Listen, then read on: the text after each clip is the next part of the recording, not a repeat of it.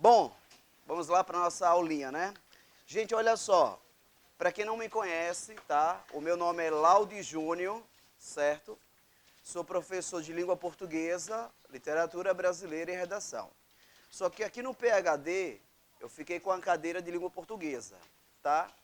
Como eu já disse na última aula, eu tenho trabalhado com frequência para concursos públicos, foi onde iniciei minha carreira, leciono há mais de uma década, tá? Já passei alguns concursos públicos como TRF, DEPEN, IBGE, TJ, inclusive fiquei em segundo lugar, em 2002. E assim, o que nós temos que fazer, o que é necessário para se fazer uma boa prova? Bom, de imediato, a língua portuguesa não pode, em momento algum, ser desprezada, porque eu acredito que é a matéria que cai com certa frequência em todas as provas, correto? Algumas provas têm 10 questões, outras 20, outras 25 até 30. Algumas questões múltipla escolha, outras de certo e errado. Há algumas questões, como da Polícia Militar de Alagoas, em uma das provas, era uma questão duas erradas para anular uma certa. Mas isso tem a ver com o edital. É o edital quem nos dirá como vai ser cobrado. Correto, senhores? Bom, na aula passada, ou na aula de hoje, para a maioria, tá? Falei sobre a diferença de dois institutos. São eles, interpretação e compreensão. Por favor, acompanhem, por gentileza, no seu material, tá? Gente, para quem faltou a aula passada, por favor, escreve. Por favor, escreve. Se eu estiver falando rápido, tá? Levanta a mãozinha, professor, fala mais devagar, tá bom? Então, eu tenho na língua portuguesa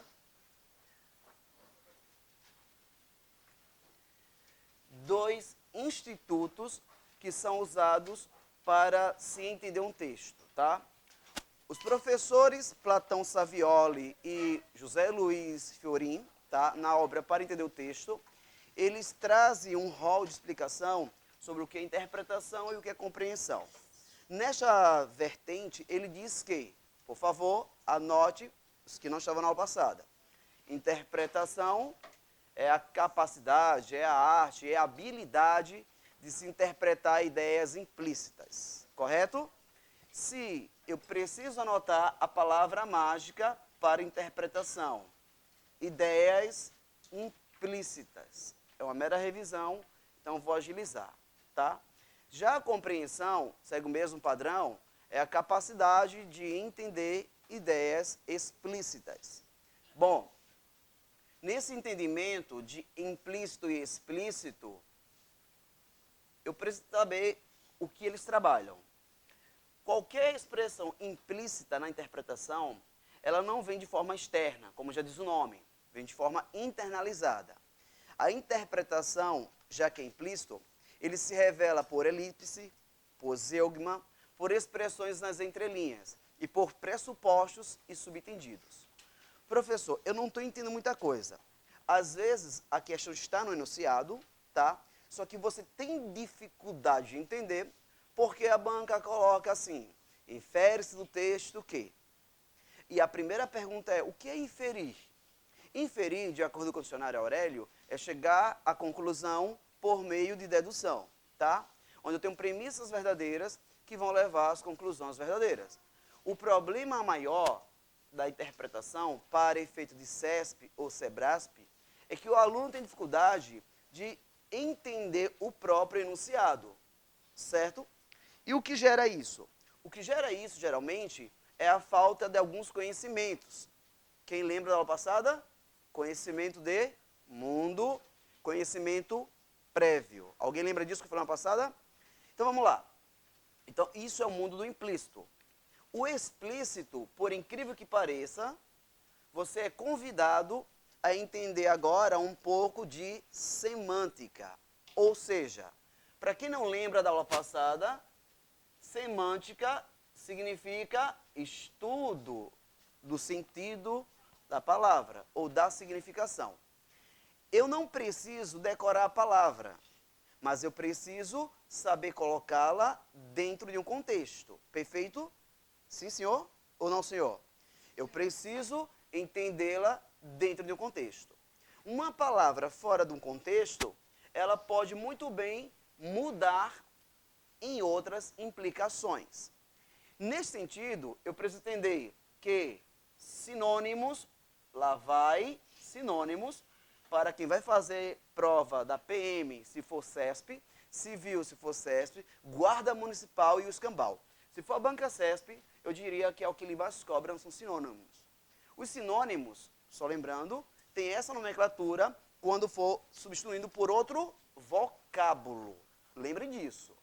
Porque se for dentro de um texto, o nome não é sinônimo. Qual o nome? Eu falei na passada. Qual é o nome? Paráfrase. Alguém falou aí, tá? Parabéns, cara, pela memória. Paráfrase. Professor, mas qual que é a diferença de sinônimos para paráfrase? É que sinônimo, ele está restrito a um vocábulo no lugar do outro. A paráfrase tem a ver com um trecho no lugar do outro. E eu digo mais, isso cai bastante. Vou te provar. Na aula de hoje, vai ter simulado, hein? Eu avisei. Professor, segunda aula, e qual o problema? Não está aqui para estudar, não, é? Eu coloquei 10 questões, todas da PRF, PF e ABIN. Provas de 2018, 2019. Professor, mas espera aí, mas eu não sabia. Não tem problema, não tem problema. A ideia é exatamente essa, é que você tente desenvolver com exercícios. Nós só aprendemos com exercícios, não tem outra escolha, tá? Então, professor, quando a banca diz assim, a reescrita está correta, reescreve-se de tal maneira, sempre vai cair nessa vala comum de saber o que é sinônimo e paráfrase, tá? Quando você vê na prova a reescrita, reescrita, reescrita, é isso aqui. Ele vai pegar as palavras, e vai transformar as palavras, e vai manter o sentido. Isso não pode mudar. Outra curiosidade da banca CESP é que a pergunta dele é dupla. É assim, pode-se afirmar que a reescrita não muda a correção gramatical nem o sentido. E aí eu tenho duas perguntas em uma. Em uma pergunta, ele quer saber se há um ferimento à norma gramatical. Na mesma pergunta, ele quer saber se não há alteração no sentido. Sentido é semântica. Correção gramatical refere-se à transitividade, à classe gramatical, à regência e por aí vai. Tudo bem, senhores? Tá tranquilo? Tá beleza? Posso continuar? Os que estão pela primeira vez hoje, estão entendendo a aula ou está muito corrido? Dá para ir, né? Vamos embora. Esse rapaz aqui está atrapalhando, mas tudo bem. Vamos lá. Então, eu também tenho outra carga de significado. Qual é? Eu tenho sinônimos e tenho os homônimos. Meus queridos, homônimos, você deve lembrar, a palavra homo, de origem grega, significa igual. Eu falei isso já na aula. Igual. A palavra nimos, nome, igual no nome. Então, homônimos são palavras iguais, idênticas, ou na escrita ou no som. Daí eu derivo duas estruturas. Daí eu derivo a homônimas, homógrafa, que os senhores devem saber, ou homógrafas, tá? Homógrafos, e as homófonas. Professor, eu não estou entendendo isso. Não precisa entender. Basta olhar a etimologia da palavra. Senhores, o que é homo? E o que é grafos? Então é o que? Escrita? Igual. O que é fono? Som. Então é som? Perfeito. Acertaram. Muitas questões você não precisa estudar fundo. Basta ter uma noção razoável sobre etimologia. Então, eu posso afirmar que homônimas homógrafas são iguais na escrita. Homônimas homófonas são iguais no som. Tranquilo? Para brincar com vocês, eu vos apresento, que já foi falado em aula, a palavra aqui. Eu posso ler colher e posso ler colher.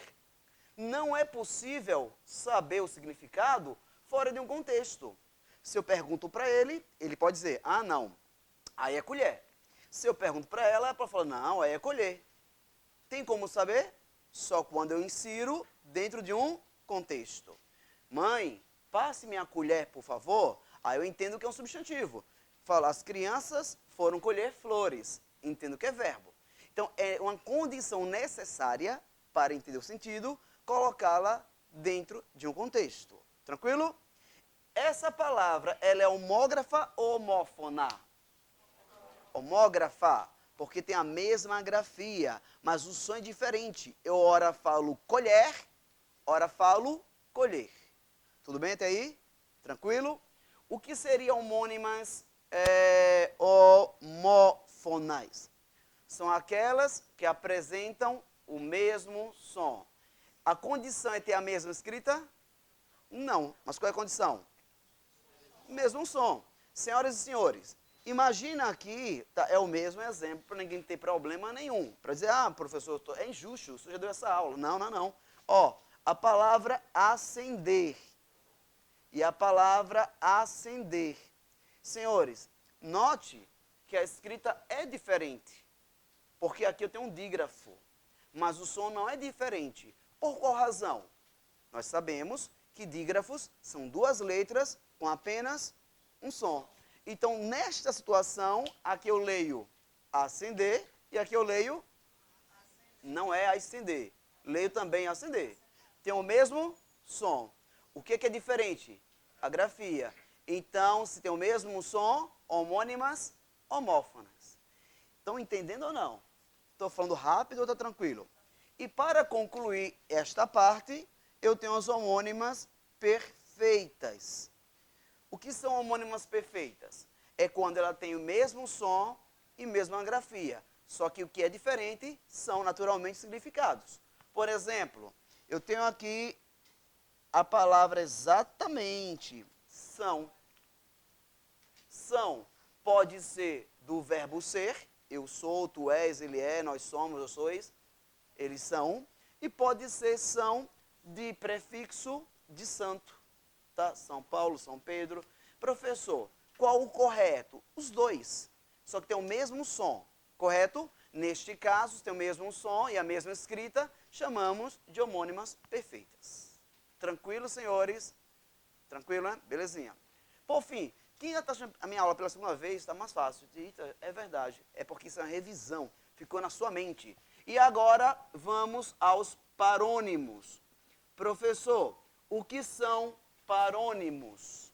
Parônimos são palavras parecidas. Querido, não confundam. Homônimos são palavras iguais, ou no som ou na escrita. Parônimos são palavras parecidas. A condição para ser parônimos é que ela seja parecida. Bom, professor, como assim parecida? Mais uma vez, vamos analisar comigo a etimologia. Nimos, nome, par, parecido, de origem latina.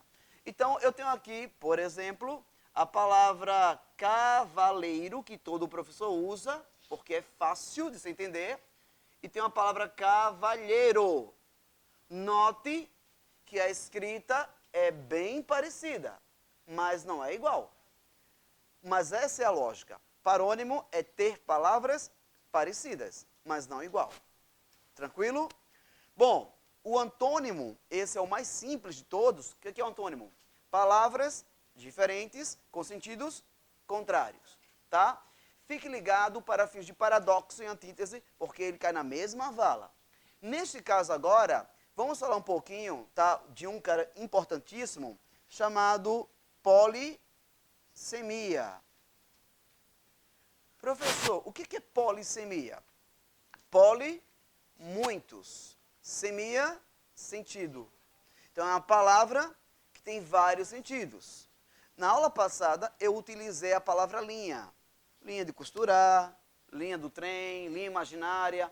Quando uma palavra ela tem uma plurissignificação, chamamos de polissemia.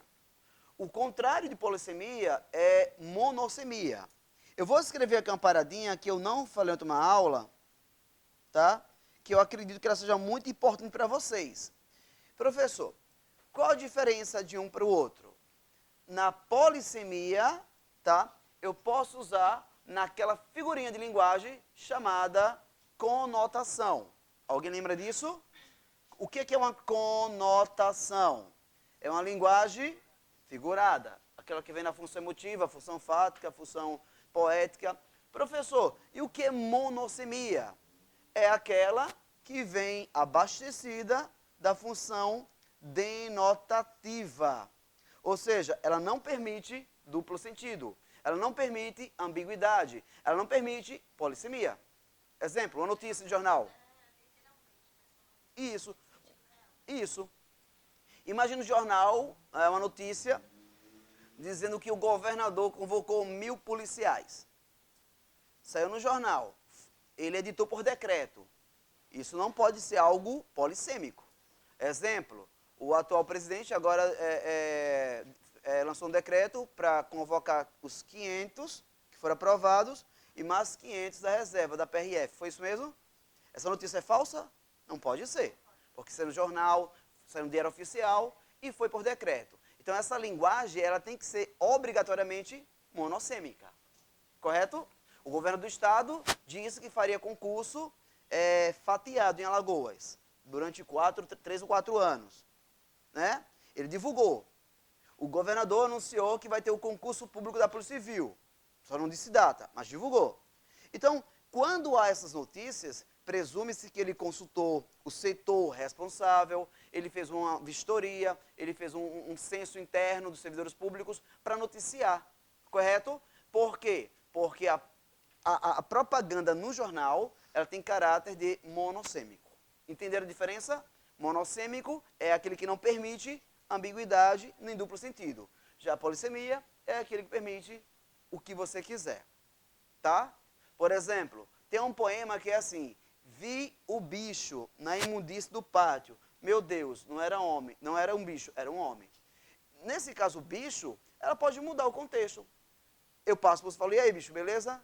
Olha, então eu permito no contexto sair variando a palavra bicho. Se for monossêmica, não pode variar, tá? Se for monossêmica, tem que ser literalmente o que você está dizendo. No direito tem um nomezinho, chama-se ipsi literis, tal qual. Não é isso? Bom, alguma dúvida, senhores? Entenderam? Certeza? Posso avançar o assunto? Uou! Vamos avançar o assunto na aula de hoje. Na aula de hoje, está na página 6 o módulo. Bom, vamos falar hoje um pouquinho na página 6 sobre 2 assuntos muito mágicos. Um deles é chamado de intertextualidade e o outro é extratextualidade. Nome complicado, né? Mas super fácil. Intertextualidade. Gente, olha só, independente do que aconteça agora, se tiver dúvida, por favor, pergunte, tá? Vou falar com o Charles depois, para deixar um telefone aqui dele disponível com o WhatsApp, porque você pode fazer a pergunta aí, e aqui eu leio, já não precisa identificar quem é. Daqui eu já... Vamos dar modernidade à coisa, né, não é? Você pode ter vergonha aí e querer mandar uma pergunta daqui, aqui eu leio, beleza, não digo quem é o aluno, só não vale nudes, pelo amor de Deus, tá? Esse pessoal aqui é safadão. Vamos lá. Gente, o que é intertextualidade? Bom, vamos analisar mais uma vez a etimologia. Professor, só um minutinho. O senhor não explicou o que é etimologia. Ah, é mesmo. Etimologia é estudo da origem da palavra, do étimos, tá? Quem lembra o que é léxico? Muito bem, vocábulo palavra, que é o sinônimo de dicionário, certo? Então, o que é intertextualidade? Vamos lá, deixa eu pegar aqui o pincel vermelho. Ó, inter significa dentro, dentro do texto. Então, a intertextualidade, numa linguagem grossa, é quando um texto está dentro de outro texto. É quando um texto faz referência a outro texto. Existem vários tipos de intertextualidade, vários, tá? Por paródia, por comédia, por citação. Mas, num resumo, para que serve isso? Serve para, na finalidade, preservar o texto original, ou a estrutura, e alterar o conteúdo, ou vice-versa. Por exemplo, tem um poema chamado assim, Minha terra tem palmeiras, onde canta o sabiá. As aves que aqui gorjeia, não gorjeia como lá. Esse é o poema de Gonçalves Dias. Mas tem vários autores que mantiveram a estrutura, mas mudou o conteúdo. Minha terra não tem sabiá, tem tico-tico no fubá. Foi uma mudança de um autor. Essa mudança ela é lícita, porque tem a licença poética. Isso é intertextualidade. Quem fazia isso? Vocês lembram daquele comercial do Bombril? Que tinha um homem que fazia Bombril? Ah, minha utilidade. Que ele se vestia de mulher, de hora de homem, lembra? Muitas vezes ele fazia aquilo ali para fazer uma referência original, traduzindo um princípio de intertextualidade. Professor, eu estou sem visualizar. Pega o módulo, por favor. Na página 6. Olha em cima aí. Tem a imagem da Mônica. Acharam? Da Mônica. Tem a verdadeira obra, que é a Mona Lisa. E tem o Bombril, né? O que você percebe aí? Que eles mantiveram a postura. Olhe com calma a imagem. Interpretação de texto. Mantiveram a postura. Procuraram manter a roupa, mas tinha um fundo diferenciado. No Bombril, ele quer vender o produto. E a Mônica? O que houve aí de mudança? Olha o fundo. Né? Por que houve essa mudança? Porque se for integral, se for idêntico, não é intertextualidade. Tem outro nome, que inclusive é crime, é plágio. Plágio é você reproduzir, tá? Sem alterar muita coisa, e se intitular dono da obra. É o que acontece muito em TCC de alunos mal avisados, correto? Então, pega na internet, tira o nome e diz que foi ele que colocou. Bom, então, intertextualidade é isso, é essa capacidade. Olha lá embaixo, por favor, alguém pode ler lá embaixo o caminhão aí, o comercial? Bem rápido, pode ler alguém? Briga. Misericórdia. Alguém mais? Mais alguém? Ó. Muito bem. Ele fez o que aí? Ele fez uma alusão. Alusão a quem? Alguém sabe? A Bíblia. Tu és pó e para o pó retornarás. Aí ele fala o que no final? Principalmente? Ou seja, ele não quer se referir à pessoa. O começo, ele aproveita o contexto, mas no final ele entende que é uma concorrência de carros picape. Perceberam? Qual o nome disso aí? Intertextualidade. Senhores, alguma dúvida? Não é gostoso entender? Super fácil. Isso não quer em concurso não. Cai. Cai sim. Quem determina é a banca. Na PM, eu não sei se foi o último concurso, caiu uma tira da Mafalda. Eu não lembro se foi o último ou foi o antepenúltimo. Alguém lembra? 2017, hein? Que aquela bonequinha, volta e meia, ela inferniza o pessoal, tá? Vire a página, por gentileza. Por favor, página 7. E aí eu tenho uma questão. Só que antes dessa questão, eu preciso que você pare um pouquinho e pense. Essa imagem é de quem? Do pensador. É uma imagem clássica, correto? Senhores, eu vou te dar aí 3 minutos para você tentar responder essa questão. Bora lá? Não, desculpa, 2 minutos. 3 é muito. 12 minutos. Valendo? Nessa questão, quem marcou a letra A de amor? Muito bem. Uma pessoa corajosa, porque sua bichinha falou. Não, não é que tá errado não, é que a pessoa, homem. Muito bem. Questão 11 é? Mas aí quando a pessoa fala, o povo fica rindo. Isso é bullying, não, gente? Pode não, é verdade. Quem marcou a letra B? Eita, pera aí, viu? Eu sou rápido na contagem. 24. Foi coincidência. Quem marcou a letra C? Letra C?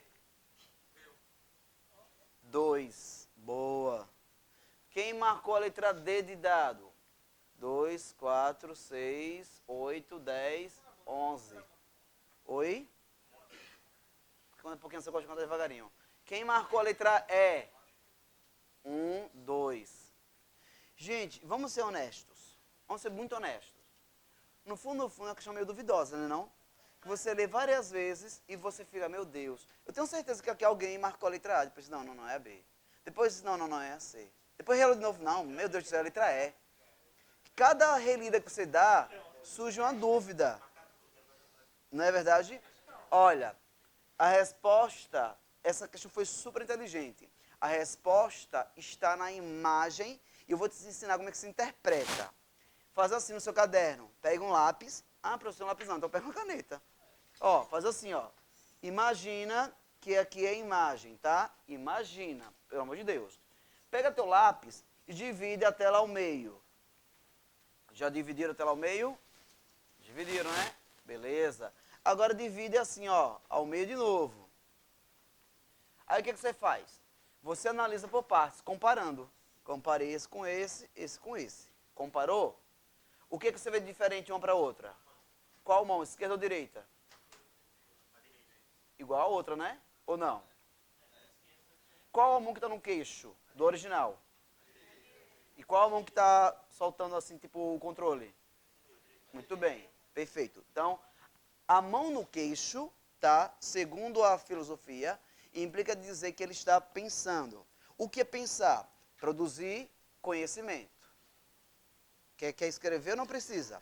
A mão direita no queixo, direita, representa estar pensando. E, segundo a filosofia, pensar é produzir conhecimento de forma crítica. Correto? Nos tempos modernos, a mão que faz você pensar deu lugar à informação de massa. A televisão, vou dizer que é uma televisão, que pelo controle, ela faz você pensar ou ela pensa por você? De forma manipuladora. Então você deixa o teu senso crítico e passa a pertencer ao senso comum. Entendeu a crítica ou não entendeu? Segunda coisa, professor, isso é humorístico ou é crítico? De imediato, primeira dica, toda intertextualidade tem duas funções, tá? Primeiro é fazer uma crítica. Criticar, cuidado, não é falar mal de imediato. Criticar é levantar questões sociais polêmicas, como nesse caso. As pessoas deixaram de pensar e dão valor a quem pensa por você. Segundo, ela pode criar um humor. Gente, cuidado, muita gente confunde. Humor não é piada, tá?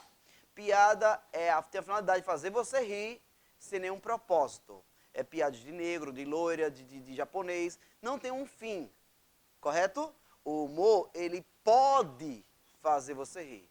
Porque a finalidade é uma crítica social. Entendeu a diferença ou não? Então, diante disso, alguém pode ler, por favor, a letra A? Para eu poder comentar aqui.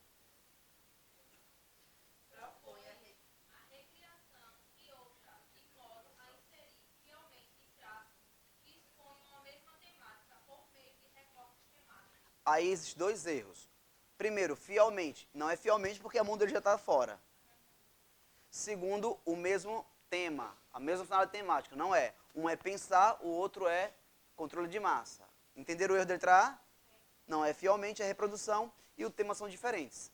Diante disso, não é a letra A. Não tem problema. Errar é importante. Como é teu nome? A Yasmin errou, gente, mas errar é importante. Por que é importante? Porque o errar constrói o conhecimento. Sabia que tem gente que não erra aqui, mas erra na prova? Porque dá uma coladinha no outro, vê o gabarito, e ainda sai, pô, acertei. Tá, tudo bem, mas na prova erra. Então é melhor você se esforçar e errar aqui. Você concorda comigo? Quando eu fiz concurso, muita gente se sabota. E o que é se sabotar? É você vai estudar em casa e fica agoniado para olhar o gabarito. Ai, não é verdade? Não faça isso. Vamos lá. Letra B. Alguém pode ler, por gentileza, a letra B? Parou. Recriação próxima. Ele fala igual? Próxima. Continue. Qual é o tema? Um é pensar. O outro é não pensar. É a letra B. Tá? Quem marcou letra B, parabéns. Mas eu vou comentar as outras letras para ninguém ficar com raiva de mim.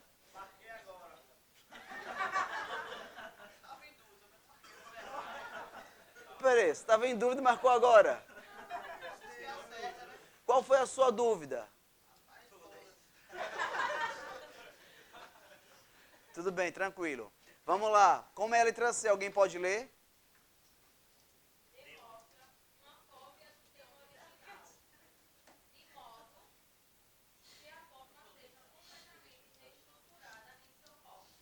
Vocês perceberam o começo? Demonstra uma cópia. É verdade? Não, porque do momento que o autor altera a posição, já quebra a fidelidade da imagem, do retrato, da obra. Já não é a letra C. Entenderam? Sublinhem os erros, viu? Porque é bom saber o porquê está certo e o porquê está errado. Letra D, 11 pessoas erraram. Onde está o erro da letra D? Pode ler alguém a questão? Só um minutinho. Só um minutinho. Se você ficasse na dúvida, eu confesso, seria entre B e D.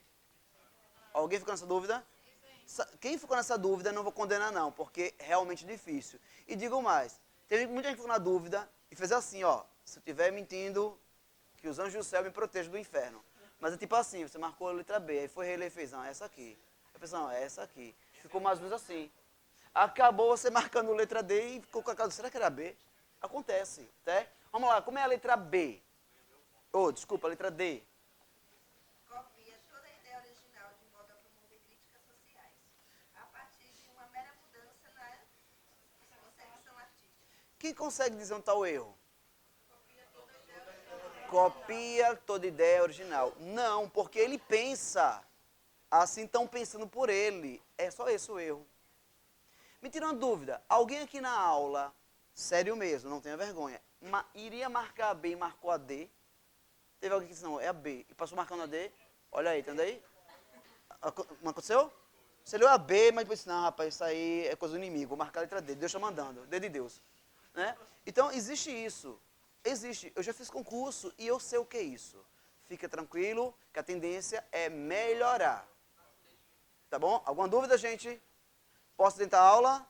Vamos embora. Extratextualidade. Tá aí também na página aqui, 7. O que é extratextualidade? Olha só, o nome extratextualidade é quando a minha referência está fora do texto. Por escrito, quem equivale a isso? Alguns pronomes, alguns advérbios, eles fazem alusão àquilo que não está no texto, mas traz ao texto. Por isso que o nome é extratextual. É quando eu pego alguma referência fora do original e trago para o original. Olha a imagem. Que imagem é essa? Quem conhece? O grito. O que é que tem de fora que entrou na imagem? Uma cela. O que tem escrito em cima? Bom, preso central. O que o autor fez? Pegou um elemento fora, que foi a cela, e trouxe para dentro da imagem para associar o quê? Associar a ideia do grito, obra, que ele está preso e naturalmente está confuso. Neste caso, eu preciso entender qual é a relação. A relação é fazer uma crítica de novo, tá? Uma crítica, pode ser humorística, mas alguma informação. Pode ser uma crítica ao indivíduo que cometeu um homicídio. Pode ser, professor, pode ser uma crítica à superpopulação carcerária? Não, não pode, porque só tem um bonequinho. Não, caralho não, é a questão. Se houvesse vários bonequinhos, tipo imprensado, aí seria uma crítica à superpopulação. Vamos fazer a questão então, bora? Bora. A questão aí, gente, ele fala de Porto Alegre. Ignore, tá? Ignore o Porto Alegre aí. A questão seguinte, questão 12. Ignore o Porto Alegre, tá? Que foi uma montagemzinha aí. Senhores, para poder deixar a aula mais dinâmica, tá? Eu sei que nem todos gostam de ler, mas a pergunta que ele faz é... Tu me presta aqui rapidinho? A pergunta que ele faz é assim, ó. A charge é uma releitura da famosa tela de Munch, denominado Grito. O diálogo estabelecido por Marco Aurélio com a pintura tem por objetivo, letra A, alguém marcou aqui a letra A? Diz, por meio da figura de um homem, representar o medo da sociedade porto-alegrense que se encontra presa, devido à violência que impera nas ruas da cidade. Quem está preso segundo a letra A? O homem. É verdade isso? Por meio da figura de um homem, representa o medo da sociedade porto-alegrense. Se o homem está preso, qual o medo que ele faz? Nenhum. O Estado agiu dentro do seu dever legal. Então não faz medo nenhum. Letra B. Por meio de uma figura feminina, agora é complicado, né? Representar as dores de amor sofrida pelas mulheres atualmente, o que se comprova por intermédio da figura do coração atingindo uma flecha. Ah, lá embaixo. É como se fosse a parede do presídio. Letra C. Por meio das grades, representar a necessidade da construção de mais presídios em cidades. Já está errado. Porque mais presídios se só tem um preso. Letra D. Por meio de texto não verbal. Quem lembra o que é isso? Texto verbal é falado ou escrito. Não verbal, gestos, sinais, cores, não é assim? Por meio do texto não verbal, evidenciar que o texto verbal é desnecessário à compreensão. Não, porque se não tivesse o nome presídio central, eu poderia dizer que é a janela da casa dele, que é a rua. Não haveria uma interpretação certa, haveria uma ambiguidade. Letra E. Por meio de uma figura andrógena. Sabe o que é andrógena? Alguém? Ninguém sabe o que é andrógena? Ave Maria. Andrógena é em decomposição, aflita, tá? Fora do comum, tá? Alienígena. Aflita, se decompondo, algo do gênero. Representar um momento de profunda angústia e desespero porque passa alguns seres humanos, vítimas de sérios problemas social que afeta a comunidade porto-alegrense. É verdade. Então, naturalmente, a correta é a letra E. Já dou meus parabéns aos que acertaram a questão 11. Acertou? Êêê! Parabéns. Se fosse CESP, essa aí era anulada pela anterior.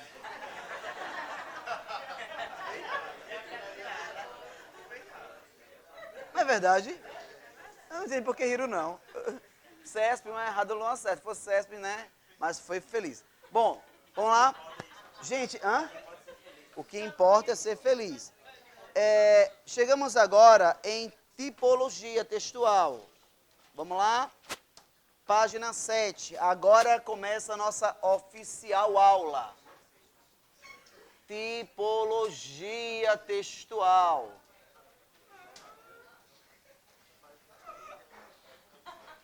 Antes de continuar a aula, vou fazer duas perguntas. Dá para entender a minha voz aí atrás? Tá tranquilo? Segunda pergunta. Os senhores e as senhoras estão entendendo a aula? Porque não vai adiantar muita coisa, não.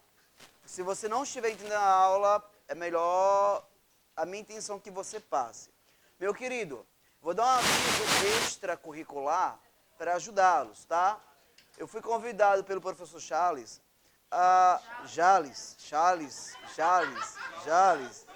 Shaolin, Jales, é verdade, eu falei Charles, é Jales. Gostam de rir dos outros, né? Beleza. Ele pediu para fazer algum material para dar aula de matéria isolada. Só que eu falei para ele, depende do foco. Se for uma isolada geralzão, você vai ter que estudar do zero detalhadamente. Se for uma isolada voltada para algum concurso, venha pronto para aquela banca. E não encha meu saco, porque você vai ter aula do começo ao fim. Porque o grande problema das pessoas é que dizem assim, português eu desenrolo. Entenda você que não vai só cair português na PM. Vai cair na Civil, vai cair na PM da Bahia, vai cair para o concurso de CFO, vai cair para tudo. Quais concursos não caem português, professor? Tem.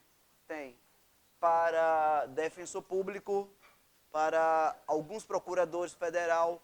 Quer dizer, lá em cima, para delegado federal, mas para policial cai, tá? Como eu acredito que a maioria aqui gostaria de andar abraçadinho com a ponto 40, então vamos estudar português, né? É importante. Você aprender o cara lá, enquadrá-lo, aí o cara fala, melhor não, é melhor. Fica calado, porra. Bom, então tem que haver duas correções, né? A da conduta e da língua portuguesa, né? Bom, vamos lá? Gente, esse assunto é muito mágico, sério mesmo. Eu acho que é o assunto mais gostoso de entender português. Sim, mas eu quero só saber o foco. Se é concurso ou é geralzão, tá? Porque geralzão entra a Copév, entra a Fundação Carlos Chagas, entra a SESC, as questões. É verdade. Muita coisa a gente aprendeu errado, tá? Me desculpa, mas a gente aprendeu muita coisa errada. Tipo, acentuação, né? Tipo, tanta coisa. Até na Cruz do Brasil tinha peru com acento. Eu digo, Ave Maria. Olha só, bora lá. Por isso que ele perdeu. Pode ser, né? E o Brasil estava com S, não com Z, né? Gente, ó, o que é tipologia textual? Vamos anotar? Eu posso ditar?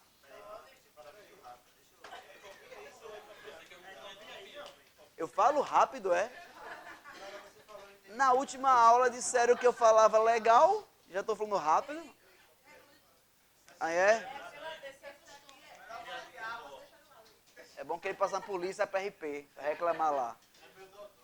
Bora lá. Ah, e aí realmente já é uma coisa mais, né? Aí é cavalaria mesmo, dodói. Gente, vamos lá, olha só. Gente, olha só.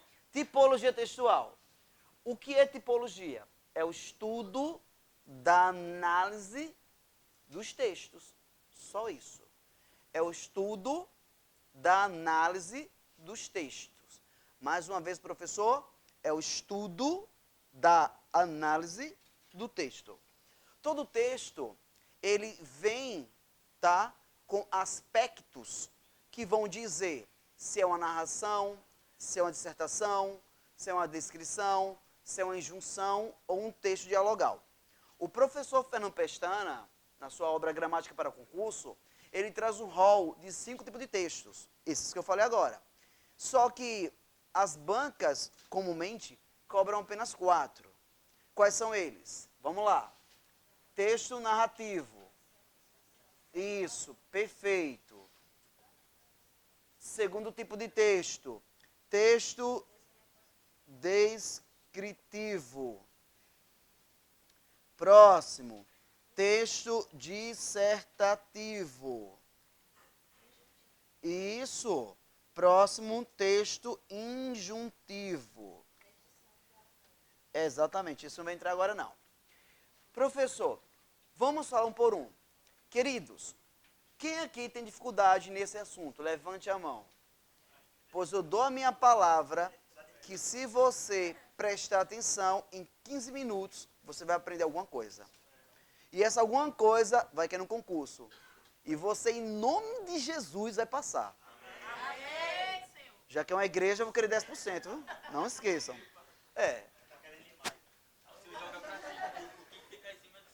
Realmente ele fala demais, não? Gente, olha só. O que é um texto narrativo? É aquele, vou dar só bizu, viu? É aquele que apresenta fatos. Ponto final. Isso, alguém falou aí. É aquele que apresenta fatos. Ponto. Conta uma história. Pode ser real? Pode. Pode ser fictício? Pode. Isso não é um caso. A lógica é, vou contar uma história. Poderia ser um fato, não importa, um fato. Agora, detalhe, quando eu falo em tipologia, não confundam, por favor, com gênero. Tipologia textual não se confunde com gênero textual. São coisas distintas. A tipologia textual é como o texto se apresenta. É a forma do texto falar, olha, eu sou uma narração. Quanto ao conteúdo, é o gênero. Conseguiram entender ou não? Eu sou um péssimo desenhista, mas eu vou me atrever. Imagina que isso aqui, você vai dizer porque eu sei desenhar. Isso aí é o quê? Uma carta. As cartas hoje em dia, é e-mail, né? Mas tudo bem. Você faz uma carta. Uma carta, ela é de qual tipo de texto? Boa. O tipo é narrativo. Por que narrativo?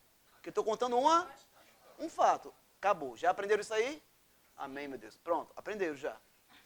Só que o conteúdo da carta tem um gênero, que é chamado de gênero carta.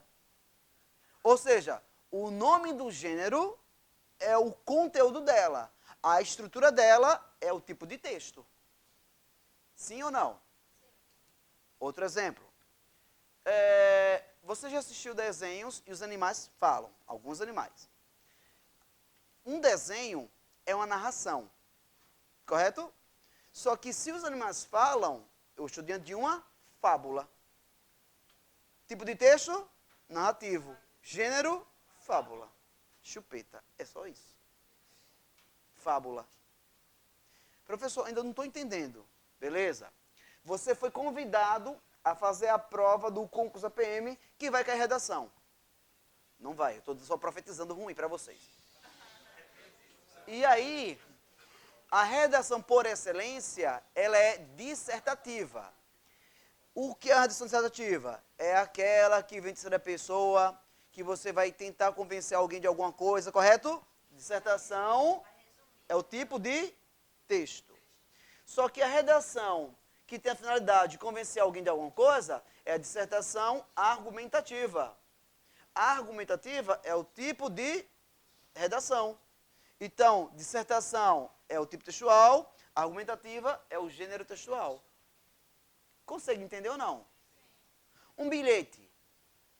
Amor, volto já. Você está na sua geladeira. A sua esposa leu. O gênero é narrativo, porque você está explicando para ela. Você está contando o fato. Eu volto já. Só que o gênero é bilhete. Conseguiram entender isso?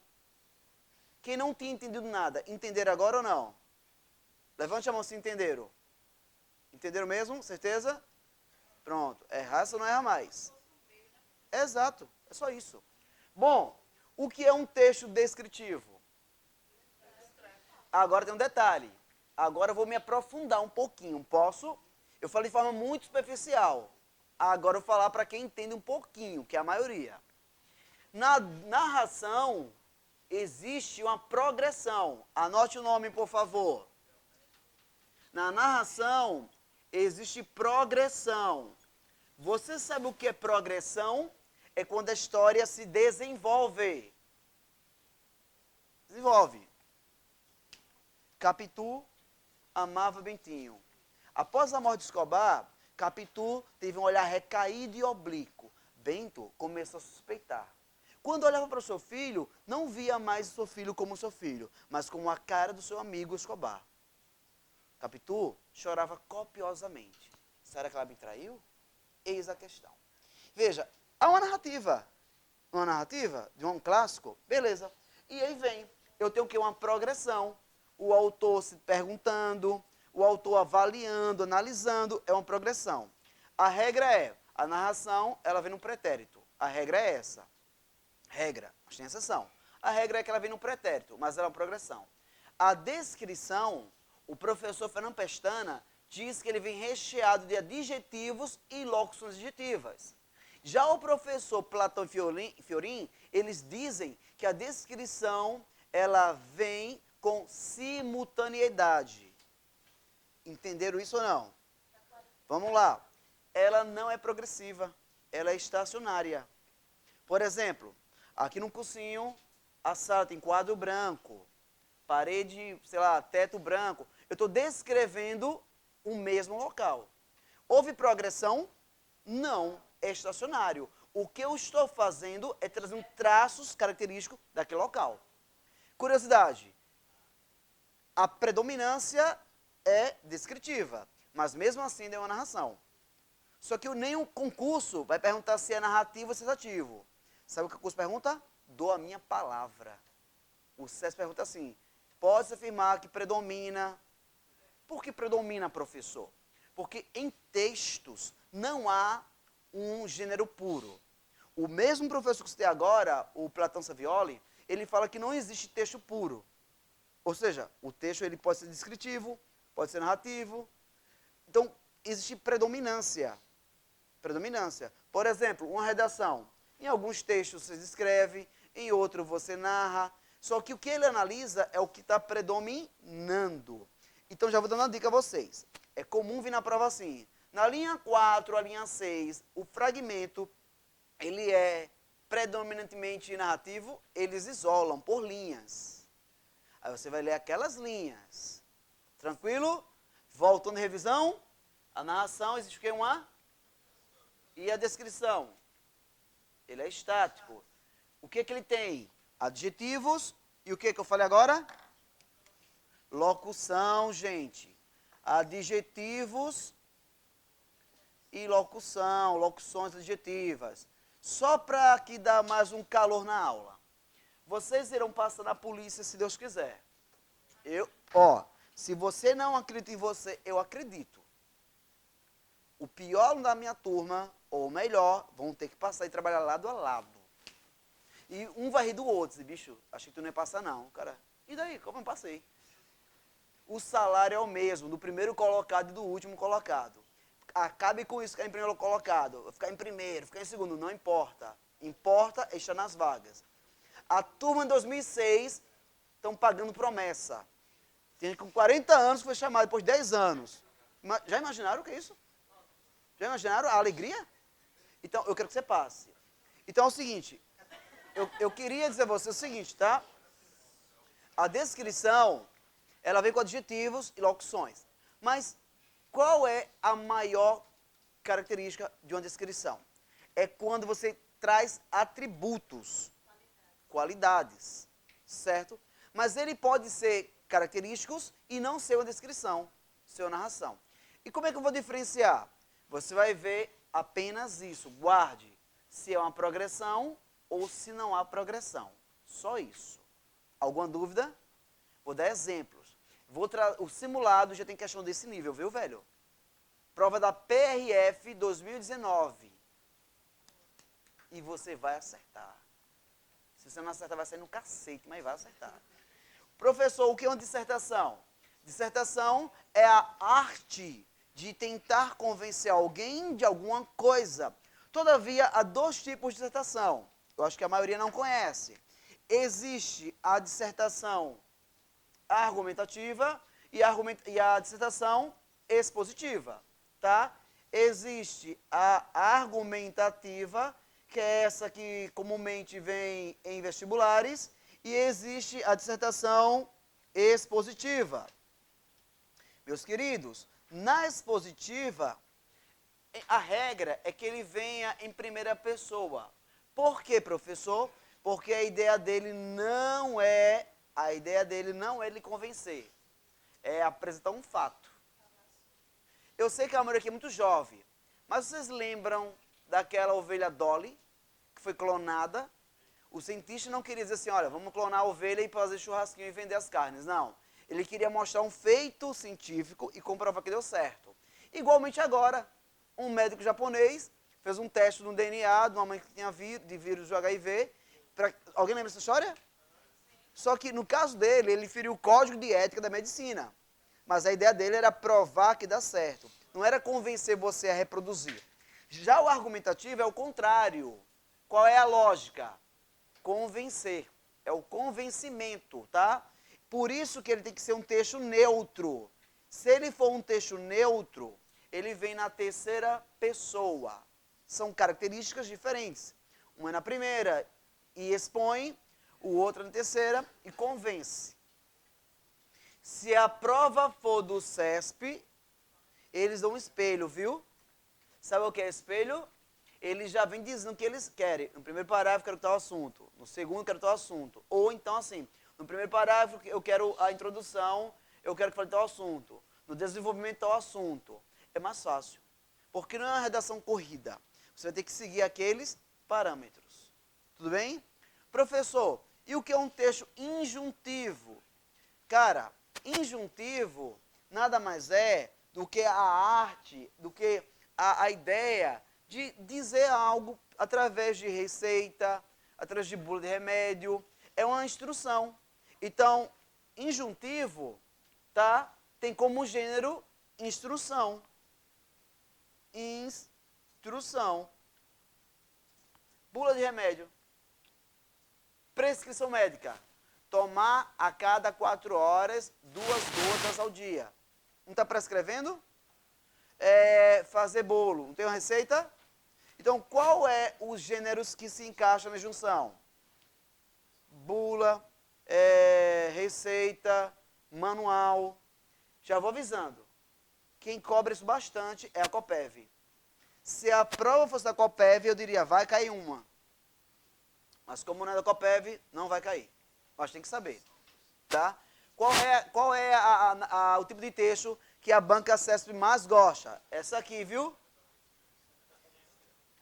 Não quer dizer com isso que não quer as outras. Tá certo? Senhores, alguma dúvida? Alguma dúvida? Posso prosseguir? Vire a página do módulo. Vamos embora. A outra. Sobre coesão e coerência. Deixa eu ver onde é que está essa parte. Aqui, página 11. Agora o bicho vai pegar fogo.